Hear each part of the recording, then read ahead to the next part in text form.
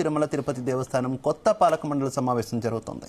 ఈ సమావేశంలో పలు కీలక అంశాలపై చర్చించి నిర్ణయం తీసుకున్నది బోర్డు. ప్రధానంగా గత టీటీడీలో పాలన గాడి తప్పిందన్న ఆరోపణలతో ప్రక్షాళనకు శ్రీకారం చుట్టనుంది. శ్రీవాణి ట్రస్ట్ ద్వారా గత 5 ఏళ్లలో 1450 కోట్ల మేర ఆదాయం వచ్చింది. ముఖ్యంగా శ్రీవాణి ట్రస్ట్ విషయంలో గత ప్రభుత్వం అక్రమాలకు పాల్పడిందని ఆరోపణల నేపథ్యంలో టీటీడీ కొత్త పాలక మండలి దీనిపై చర్చించనుంది. టీటీడీ చైర్మన్ ఈవో అధ్యక్షతన టీటీడీ బోర్డు భేటీ కానుంది. ఈ భేటీలో పలు విషయాలతో పాటు శ్రీవాణి ట్రస్టును కొనసాగించారా లేదా అనే దానిపై ప్రధానంగా చర్చిస్తున్నారు. అయితే చైర్మన్గా తన పేరు ప్రకటించిన తర్వాత విఆర్ నాయుడు శ్రీవాణి ట్రస్ట్ విషయంలో కీలక కామెంట్స్ చేశారు. శ్రీవాణి ట్రస్ట్ రద్దు చేసేలా నిర్ణయం తీసుకుంటామన్నారు. మరి దానిని అమలు చేస్తారో లేదో చూడాలి.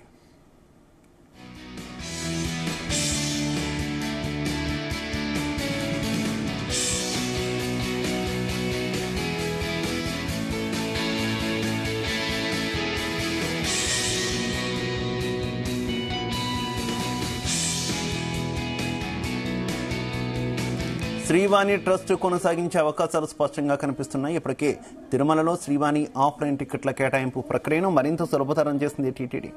శ్రీవారి దర్శన టికెట్ల విషయంలో ఇబ్బందులు తలెత్తకుండా నూతన పాలసీని తెచ్చారు. ఇక ఈ నెల 13న శ్రీవాణి ఆఫ్లైన్ టికెట్ల నూతన కౌంటర్ను ప్రారంభించారు.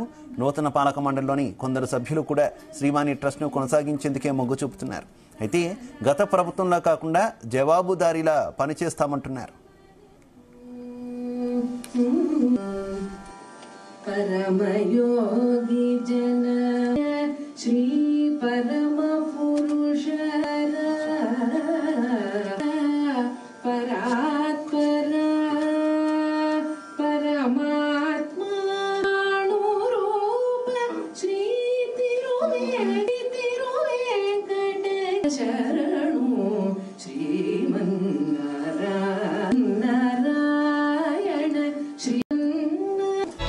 శ్రీవాణి ట్రస్ట్ కు 10,000 రూపాయలు విరాళంగా చెల్లిస్తే వీఐపీ బ్రేక్ దర్శనం లభిస్తుందని భావించే భక్తులు ట్రస్ట్ కొనసాగించాలంటున్నారు.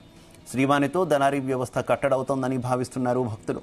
ఇలా భిన్న వాదనలు వినిపిస్తున్న క్రమంలో టీటీడీ కొత్త పాలక మండలి శ్రీవాణి ట్రస్ట్ కొనసాగిస్తుందా లేక వెనక్కు తగ్గుతోందా అన్నది ఇప్పుడు చర్చకు వస్తుంది.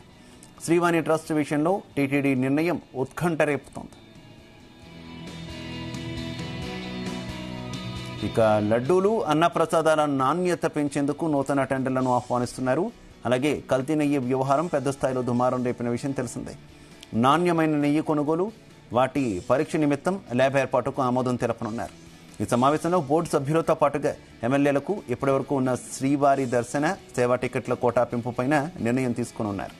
ఇక బోర్డు సభ్యులకు ఇక నుంచి సోమవారం నుంచి గురువారం వరకు ప్రతిరోజు 20 బ్రేక్ దర్శన టికెట్లు, శని ఆదివారాల్లో 12 చొప్పున జారీ చేయనున్నట్టు సమాచారం.